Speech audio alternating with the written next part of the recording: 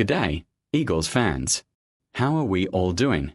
Before we get stuck into this massive yarn about the future of our defense, do me a huge favor, smash that like button, leave a comment down below on whether you take the master of the wide 9 back, and follow the channel so you don't miss any updates on our road to the title.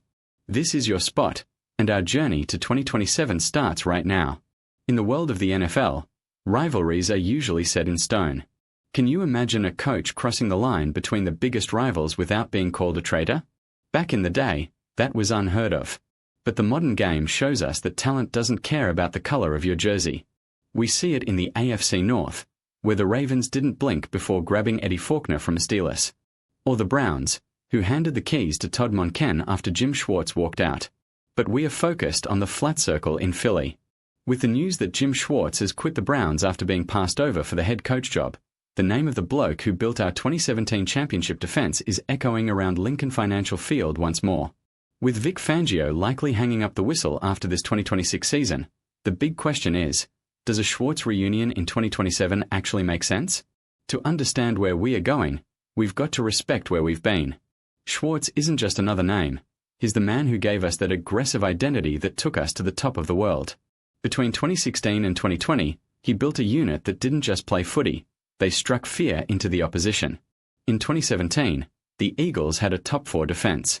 We only gave up 18.4 points a game. It was the era of the wide 9, where our boys up front had a license to destroy. Bringing him back means bringing back someone who understands the Philly DNA. He doesn't need a map to find the training ground. He knows the pressure of this city better than anyone. The biggest upside to Schwartz is his quarterback hunter philosophy. His wide 9 scheme forces opponents into tough spots and lets the big blokes in the middle dominate.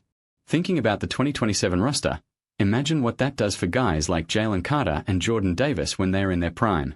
Schwartz knows how to get 110% out of a defensive line without needing to blitz like a madman. He trusts his front 4 to cause absolute carnage. But it's not all sunshine and rainbows. The main knock on Schwartz is that he can be a bit stubborn. By the end of his first stint in Philly, teams had figured him out. Elite quarterbacks used our own aggression against us with quick passes.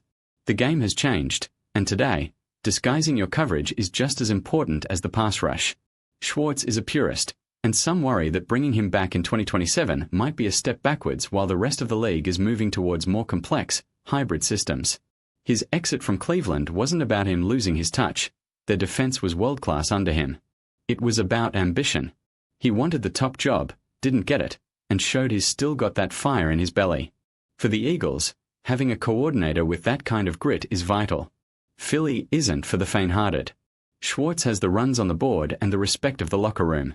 He wouldn't be coming here to learn. He'd be coming to win from day one. If the front office goes for the reunion in 2027, they're choosing stability. After the Fangio era, the Eagles might feel they need a familiar voice to keep the ship steady. On the other hand, if they want total innovation, they might look elsewhere. But you can't ignore that this defensive line was built for the way Jim Schwartz loves to play. That connection could be exactly what Jalen Hurts and the boys need to feel safe on the other side of the ball.